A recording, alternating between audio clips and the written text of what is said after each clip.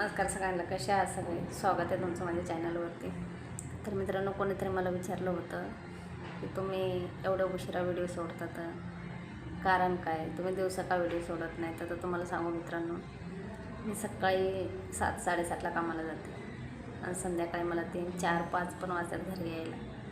तेवढ्या वेळात मी व्हिडिओ सोडणार कधी. आणि कामात आपण दुसऱ्याच्या कामाला गेल्याच्यानंतर आपल्याला कोण व्हिडिओ बनवू देणार आहे का. त्याच्यानंतर संध्याकाळी सगळं जेवण वगैरे झाल्यावर घरातलं सगळं काम झाल्याच्यानंतर मी जे व्हिडिओ बनवते निवांत.